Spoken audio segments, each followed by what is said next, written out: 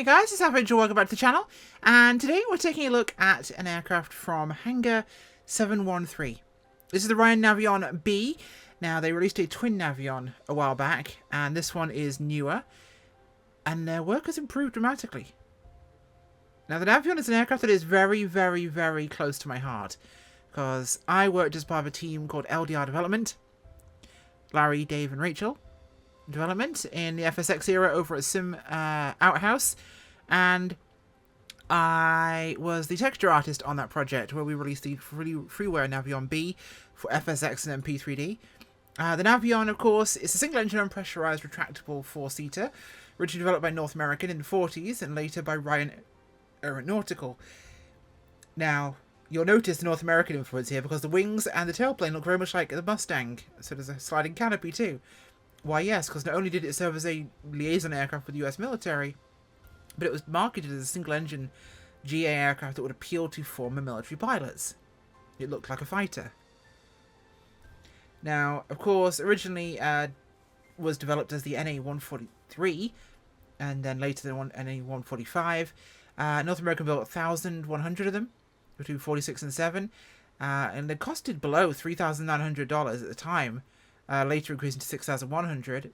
Construction cost was actually 9,000, so there's a bit of a sale kind of inaccuracy there, weirdly, to kind of build at the marketplace.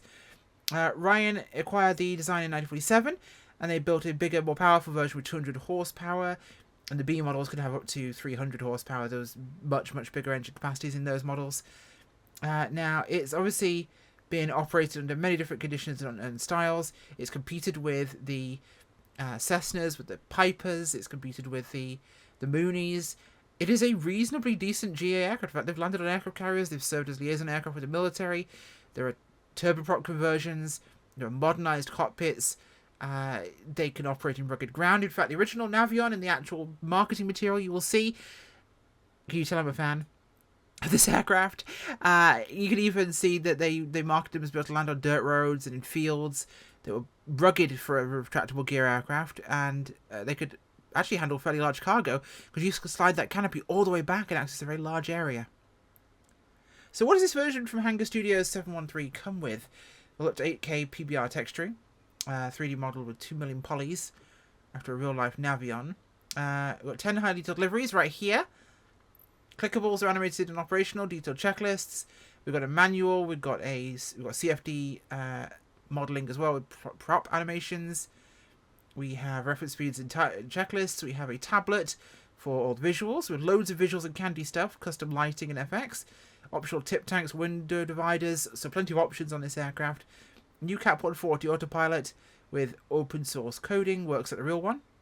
Multiple gauges options for the GTN 750s and the GTN XI and the stock 430-530 combo. Working hydraulic system and working circuit breakers, the works, VR compatible. This is €22 at Sim Market, so about $20 or so. Let's go take a look. Now, inside she's not perfect, but not bad is the best word I'd use. The texturing is a little flat in places. Like, I think this could be better. So texturing here a little bit lower on the polygons in these areas, like here. This is a little bit flat, but not bad. It's detailed. There's a lot of stuff going on, but it seems that some big slab areas have just been left plain. So of course we have a tablet here which controls our visuals.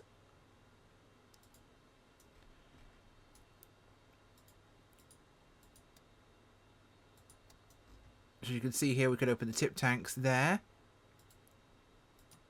We could even turn the tip tanks off and go fully without those. But we're going to put the tip tanks back on again. Now we can put a canopy cover on. Like that. Which is based on the livery. And it will actually have your number on it as well, which is rather cool there. Cabin and co-pilot can be on. The wing sump can be opened. The engine sump can be opened.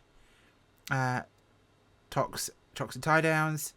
We can have a clean version and a dirty version. The dirty version also has a smut on the windows, which I don't like in the slightest.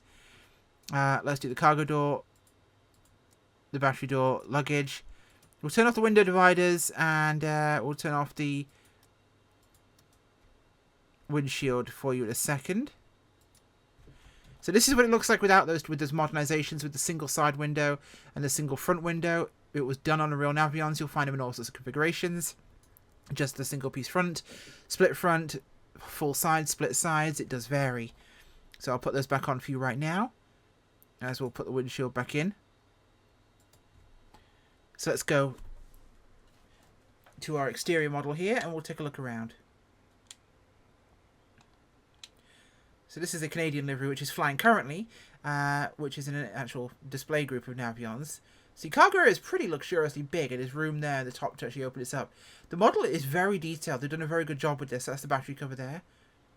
And ELT stuff. So the modeling's very good, but I think the texture could be better. There's places where you could do with more polys. Like those polys are smooth around the opening, but the polys around the window edge are not as good. The fact the engine detail is all there, again, impressive, but I just feel like they slipped on some of the texturing. Because the model is great, the texturing could be better. The price is not bad. I mean, look at the level of detail we're getting from this thing. This is stupid. Like, we're getting the sumps there. Have they got the gear right up here? Relatively. And the mechanism that controls the gear is kind of attached to that up there, which is inside here. So it's hard to actually see how it operates, but it is there. Although it does look relatively accurate inside. The nose gear, you'll notice, retracts on a simple kind of hinge system. Back there. Pinned to the doors as well, so they'll pull up with it. That's where the cowl flaps would be if they had the flaps on this version. This one, of course, just has the nook for the exhaust. And this is the old modern style wing tank. The older one was rounded. This is the more kind of flush oval, slightly faster one. A much more modern design of the tank there on the Navion. But overall, nice plane. Well done, actually. There's our main wing tanks for fuel there. Fill the center tank. Not bad. Detail, again, is fantastic. Like, here. I just wish the interior texturing was higher. That's my big thing for me. But it's knocking things over my desk. Excuse me. Avangel was drinking a soda. Avangel knocked over the soda. Luggage.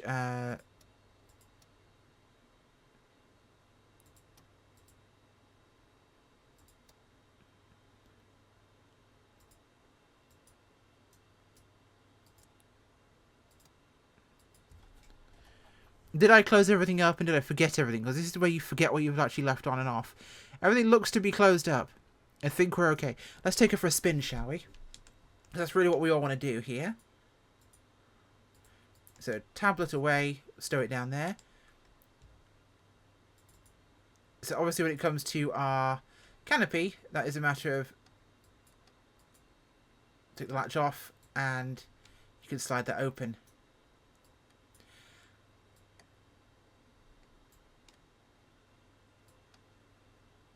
There we go. You have to kind of grab and slide in this case.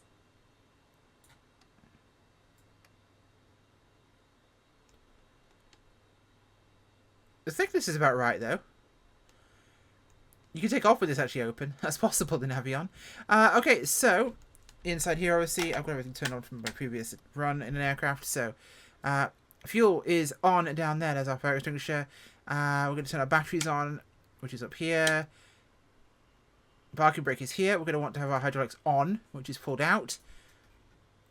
So there's our various breakers, all functioning as we should expect them to. Emergency gear extension, which will drop them. We'll test that in flight and see if it works. I open the cowl flap lever. Oh, the cowl flaps are functioning. Yeah, those actually do function around the gill there. Cool. So cowl flaps open as they should be. Fuel pump is on. We've got fuel there.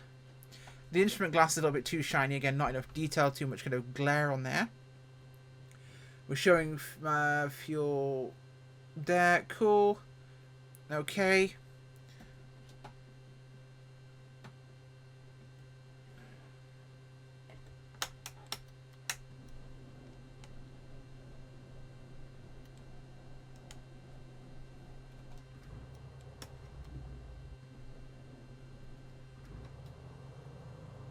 There we go. That was being a little bit odd for a second for us, but we got it in the end. Avionics switched on now. So obviously our GPS swap system is here, so we can switch out to the various different types as we want to. I have the TDS installed, so that's there for me. So I can use it if I want to. We can go to the PMS, which I don't currently have installed, and we have the 450 to 530. System failure. Yes, yes, yes. Shut up, Tors. GPWS system failure. Thank you for that. Yeah, appreciate it. No one cares. Didn't ask. Right, let's get ourselves up in the air. We'll test that gear retract, and we'll test a few other systems. So,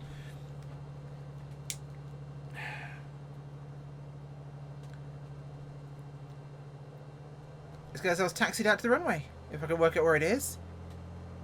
I'm not entirely sure. We're at Orbex's latest one, and I'm not entirely sure where I'm going, but we'll find out on the way. I do like how you get your tail number etched on the windshield there. Which is very... Oh, the glare shield, so the actual panel. Oh, look, a widgeon. Love the widgeon. Is that our runway there? I think that might be our runway there. I think it is.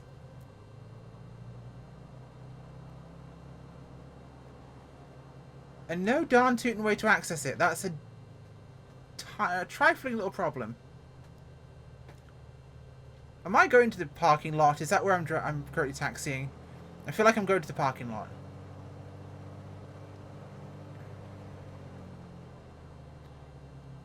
We are in fact going to the parking lot. We'll work this out. But we can also open the, move the... There we go. We can also move the sun visors here with incremental movement. Little bit clunky to move around really practically when you're flying. But they do function, so there is that as an option. I should slow down here. Jesus Christ, I'm racing through the aprons. God, what am I doing? And it's very, very chunky to see through that when it's not the other way around.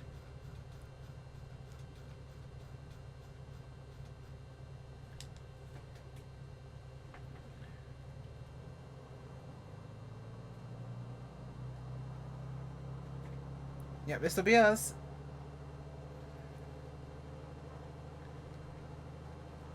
Alright. Not going to fly with this open because that would be a little bit ridiculous.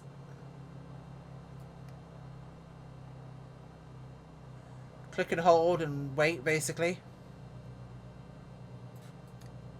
Locked cabin. And we're out of here. So flaps to 1, by the way.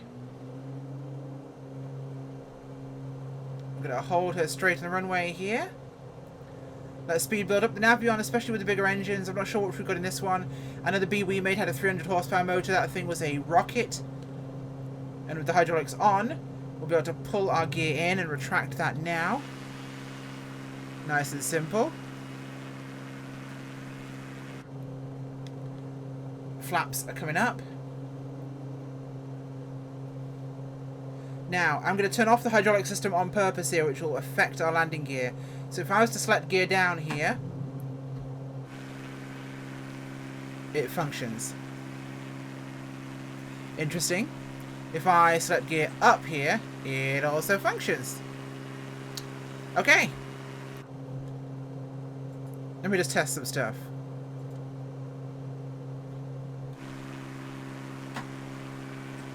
Nope, still functions. Emergency hydraulic valve is on.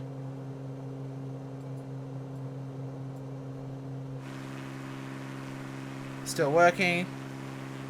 I'm confused. So let's just say the hydraulic system doesn't actually work. Because there's technically no way to have a failure, so I can't judge it based on an actual failure.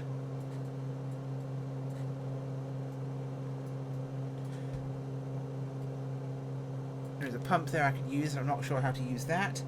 So it was not clear in the manual. I know how it should work, I'm not sure how to click it. So I know what it does, I just don't know how to make it actually operate. Well, we are back operational here, had a little bit of a glitch, but overall, the aircraft does fly as it should. The Navion is surprisingly aerobatic as well for being a bit of a clunker. Similarities to Focke-Wulf 149. In fact, I always consider the 149 reminded me of the Navion, to be honest. Both are a similar age. Yes, I'm doing this on purpose. Are we overspeeding? We're absolutely overspeeding.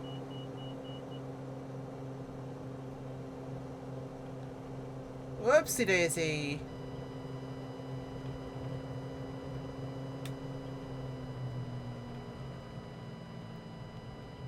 There we go, no problemo. Guess let's turn around here, look for our airfield. Very low impact on FPS, reasonable price, tons of features to it. It's let down by the texturing, I think, is the biggest part. The texturing is not good enough. This model and this level of simulation does deserve better. Like, it really deserves better in that regard. I feel like they've missed out. I feel like it deserved a lot more. But it doesn't have that, which is unfortunate. Now, I think it's really got potential to be great. It just isn't quite there. I immediately bought this on Steam because I love the Navion, and you can tell there's been a lot of love and attention gone into this. It's a great aeroplane. I think the texturing could just be better. I think it's been just textured largely in computer rather than with the intention it really deserves. The glass on the gauges is a little too opaque at times. That's the thing I would change straight away, is make the gauges a bit more visible. The glass is a little too glassy, too much reflection. Possibly a bit too much effect in the gauge surrounds as well. I wouldn't have gone for silver or kind of metallic reflective gauge surrounds. I'd have probably gone with black or something similar. Again, not enough texture in the side panels and this bit around the forward interior cockpit and everything's cycled because for some reason Flight Sim does this whenever you unplug or plug a device in, even if it's not related to the sim itself. There's the airfield, so we're going to circle around here and set ourselves up again. Trying to locate this one in a built-up area is quite difficult. And for some reason, every time it does unplug a device, like my headphones, it immediately cycles my electronics and my avionics, which is the weirdest thing in the world, because it shouldn't have any effect. Gear coming down, which should require me to have the hydraulics on, which it didn't. It just decided that it was going to work just fine.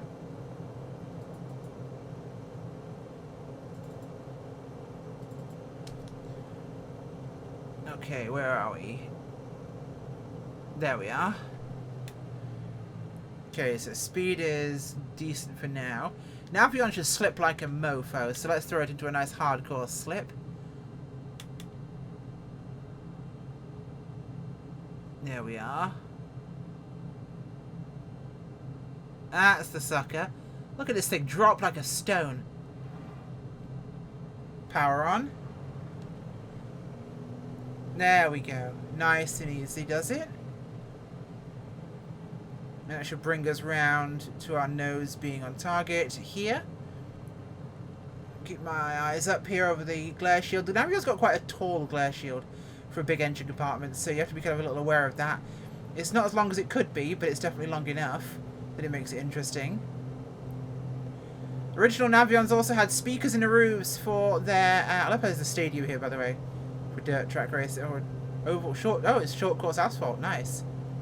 The originals had a speaker in the roof and a handheld radio mic, because headsets weren't exactly originally worn by pilots. Oh, this is a dinky little place. Yeah, this is one of the Orbex latest releases. I'll link in the description. You can get it on their website. This is cozy, I think is the best word to use here. There we go. We go to a stop. The engine sounds aren't wonderful, but they're not bad. It's the Continental engines are typically appropriate. They could be better sounds. They don't feel wonderful, but they're not. They fit, but they're not great. You know, it works, but it's not as good as it could be. Texturing is the big downside for this aircraft. The modelling is superb. I think really they've managed to do a great job in terms of the actual accuracy of this aircraft. I look at it, I can't see many issues with it dimensionally. It looks right. There's one thing possibly maybe... No, I thought maybe the curve of the canopy, but... Yeah, it's pretty accurate. The slope of the nose there, the shape of the nose. You have to remember I became intimately familiar with the 3D model of this aircraft and how it should look. Because the modeler I worked with was a structural engineer, so he was very used to diagrams being accurate to things. And yeah, that's a Navion side profile. From the shape of the tail to the swoop here to the canopy shape. The scaling looks right as well with the pilot. That's an important thing. The scaling of the model in flight sim can go often quite wrong. It's got that more snubbed off nose that the B model had compared to the A, and a slight bulbousness of the canopy up there. She's a weird looking aircraft, the Navion, but they're also a fantastic looking aircraft at the same time. Very unique. And this one really has been done pretty well. Like I said, texturing is what lets it down for me. The sounds could be better. If I wanted to gripe, the sounds would be my gripe, but they've really not done a terrible job. Like I said, could be better. Price isn't awful. If you like the Navion, it's certainly worth a crack.